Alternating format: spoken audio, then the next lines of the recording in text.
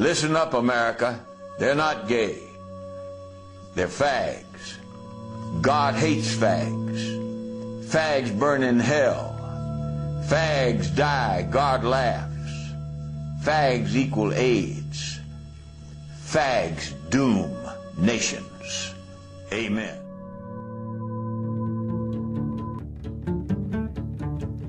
Ladies and gentlemen, welcome to another edition of Colts Coffee and Conversation. My name is Carl. And I'm Holly. And I'd like to welcome you to another exciting, wonderful edition of Colts Coffee and Conversation. How are you, Holly?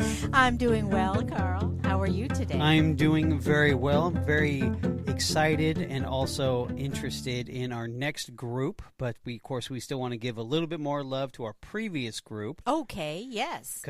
Very exciting about that. Yes. If you guys didn't notice or hear, that we actually had an actual member of that group.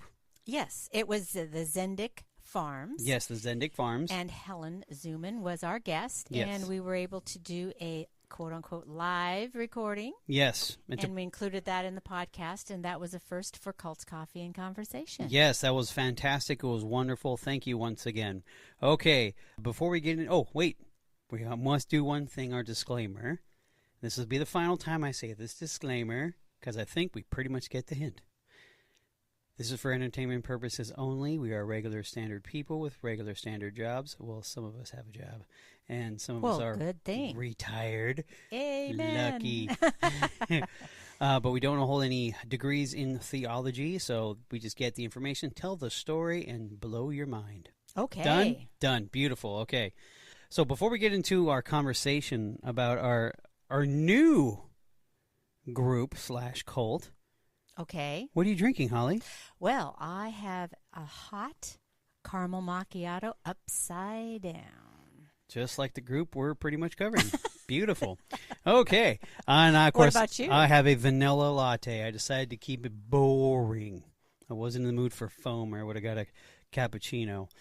We're starting to open up now. Hopefully the drip will allow us to sit in that coffee shop. Not yet. Not yet, because let me tell you something about the Spanish latte, ladies and gentlemen. It is good in a big, huge, oversized mug. Okay? Getting it to go, it's just lost its luster. Well, it has to do with the little fancy the presentation. Creamer, tree, or hard, or whatever it's going to be in that day. That is correct. And also, I'm not paying that large dollar amount to walk out of there. I want to sit. I want to read. You want to get your money's worth. I want to sit. I want to listen to the cheesy music that they're playing. I want to hear the ridiculous conversations that people are having. And I want people to give me dirty looks. I miss those. Kind of like what we did when we were doing our podcast that one time? Yes, and it was fantastic, and I loved it. It was incredible. All right, okay. What is this new group? Okay, this group, I'm going to give you a hint. They went from a church to a cult to a hate group. Ooh. Are you ready? I am ready. The Westboro Baptist Church. Ooh, baby. That gives you the chills. Is that the one in Topeka, Kansas? That is the exact one in Topeka, Kansas. We are going to break this group down like we normally do, but there's a lot because they are still active. 70 members, I believe, total still. So I'm not sure. I believe the last census that was taken is that there was about 70 of them. But we're going to really break this down in detail, and we're going to discuss. And, there's could be some very interesting conversation to come out of this. Okay, this is something different. I think we can agree to this as something different than we normally do because the majority of people we've covered are no longer in existence for the most part. Or the groups are gone. Or anything. This one's still active, so, we might actually crack a code or two. That would be great. That would be fantastic. All right, so you ready to get into it? I am ready, Carl. Okay, Westboro Baptist Church, the WBC. Okay, we're going to talk about their original leader. Okay, his name is Fred Waldron Phelps. Let's kind of get into it a little bit, a little overview here. I'm going to kind of break it down. He was a pastor and a civil rights leader and attorney. That's interesting. We'll get into that a little bit later on. Known for his extreme views on homosexuality, military veterans, and disaster victims. Now, he also protests at their funerals.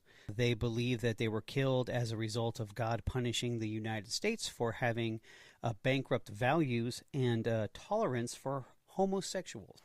That's the overview. That's just the tip of the iceberg. To say the least, and it's a big iceberg. Okay, so let's get a little more detail into Mr. Phelps. Now, he was born November 13th in 1929 in Meridian, Mississippi. Now, his father, he was a railroad police officer, and he was a devout Methodist. His mother was a homemaker. When he was 6 years old, 5 or 6, somewhere in there, his mother dies of esophageal cancer at 28 years old. So his mom passed away when he was very, very, very young. Fred distinguished himself scholastically. He's very bright. He is not dumb by any stretch of the imagination. He was an Eagle Scout. He was a member of Phi Kappa. Now, he was a president of the Young People's Department of Central United Methodist Church. Ooh, that's a mouthful. Shorten it up, people. He was also honored as the best drilled, I guess you want to say, soldier in the Mississippi Junior State Guard. Okay. He graduated high school at 16. Now, he was the 6th best overall student out of 213. Not bad. He was the class orator at his commencement. Very good. Very nice. Received an appointment via West Point. So that's a good thing because they don't hand those out all willy-nilly. But after attending a tent revival, he decided to pursue a religious calling instead. Okay, so he attended a tent revival. Yes. And he pursued a religious calling. Yes. In 1947, at the age of 17, he was ordained as a Southern Baptist minister. Okay, so I'm assuming that the tent revival was a Baptist tent revival. I've been to several of those in my past. Uh-huh. I'm thinking he might have gotten saved. Okay? Because, he was a Methodist and a Christian. Yes. Mm-hmm. But evidently this was another step into being a little more fundamental. Yes. I would probably say yes. He moved to Cleveland, Tennessee. Sorry, Ohio, you missed that street. To attend Bob Jones College, which is now known as Bob Jones University. Okay, now Bob Jones University is something you've never heard of. Never heard of it. What is it? Well, it is a bastion of independent fundamental Baptist colleges and universities. It's still current today. Bastion? A bastion, yes. Ooh, a lot good of word. these guys that were in our other podcast, My Life as a Baptist, yes, went to Bob Jones University. Of course, it became a university later on. Right. There's many independent fundamental Baptists out of Bob Jones University. Now, their main thing, interestingly enough, they were very strict on the rules and they were very segregated. In fact, they didn't allow black people in their college at all. Baptist. I mean, well, there's different parts. There's of different Baptist. parts of Baptist, but I'm talking just rules in general. It's pretty much like rules over everything. We used to tease when we were in other colleges that Bob Jones University had pink sidewalks for the girls to be on and blue sidewalks for the boys. No way. That's yeah. That's funny.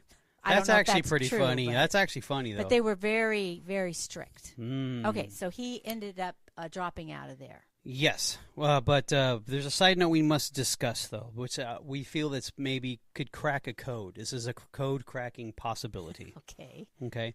He had issues with his father, to say the least. Okay. Okay?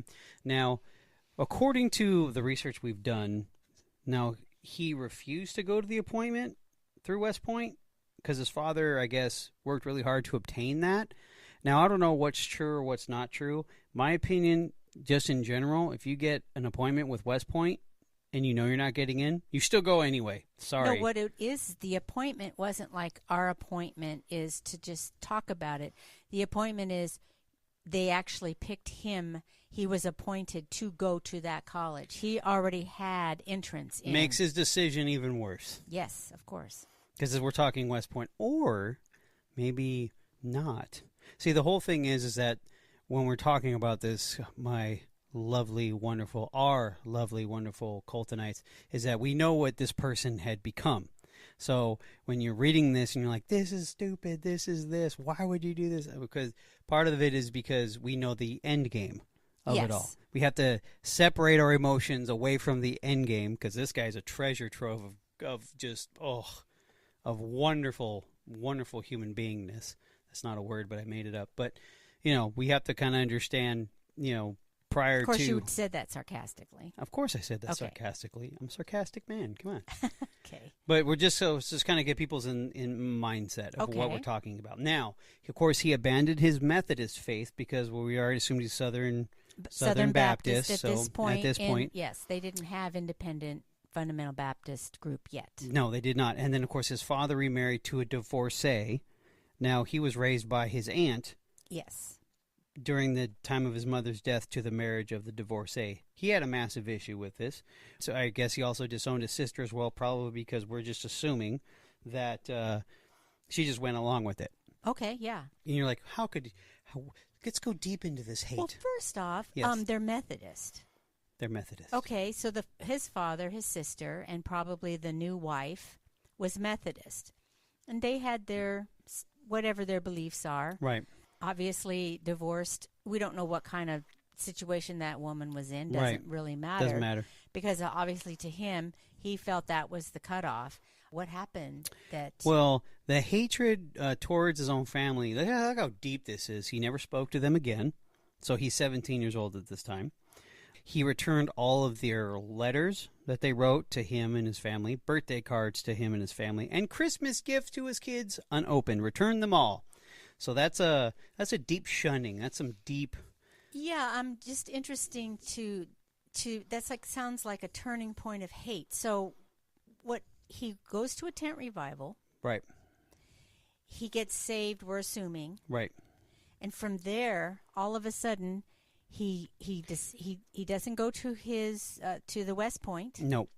He says, I'm going to be a full-time minister. Right. Okay. Right. Now he hates his family for something that he's not responsible for. If his father marries a divorced person, well, how does that reflect on him? No, it shouldn't. No. Okay, and so that means he's divorcing them. Right. And that means everybody on that side of the family and not allowing them to know his family. Right.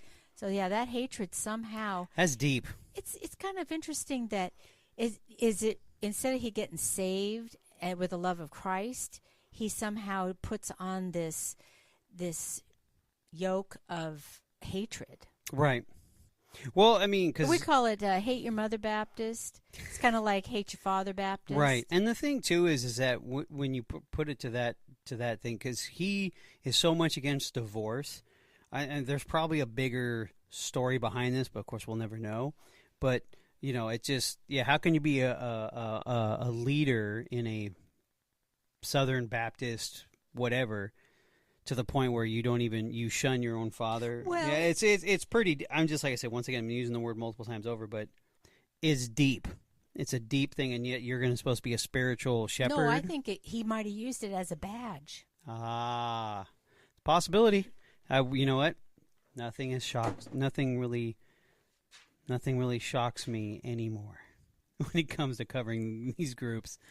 But yeah, this one's a pretty dark one. Okay, so in 1948, he drops out of Bob Jones College. I'm shocked, and moves to, of course, California.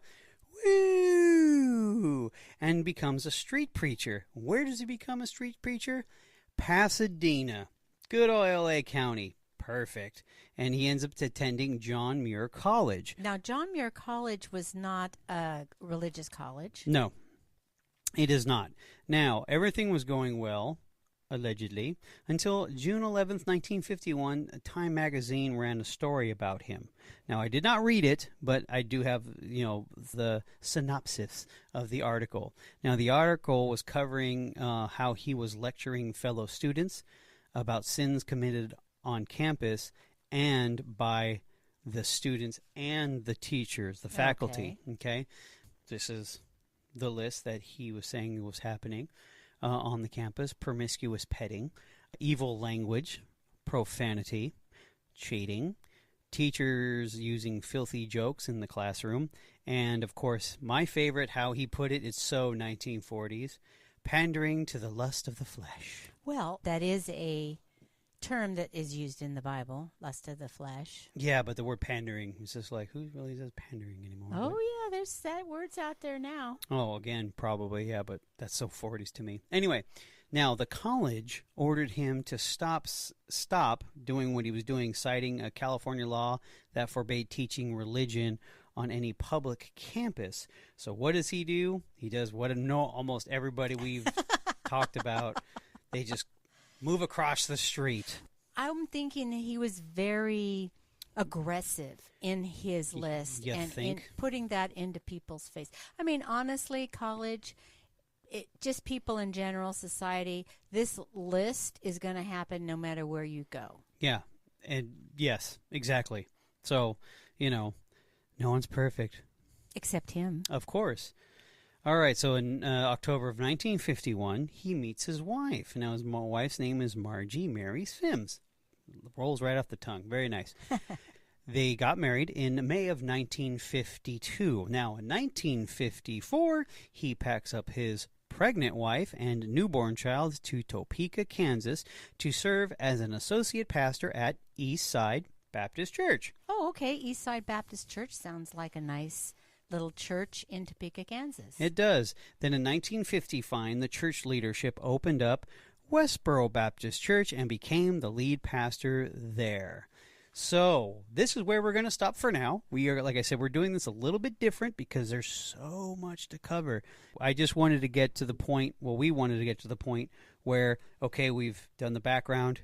We've kind of set it up on who he is personality-wise, and now the purpose and the main reason he went to Kansas in the first place, and now he's officially established as the leader of the Westboro Baptist Church, and we're just going to stop there for now. Okay. All righty. So, sorry guys, it's not so exciting as you'd once think, but still, got to paint a picture. Is there anything else you need to add, Holly? I think that's it for right now. All righty. Okay. Well, on that note, guys, we just want to say thank you for supporting us. Thank you for leaving us the feedback that you do. How can they get in touch with us, Carl? Okay, well, let's see. You can email us at cultscoffeeconvo@gmail.com. That's right. And then we also do have our Instagram, which is Cults Coffee Convo.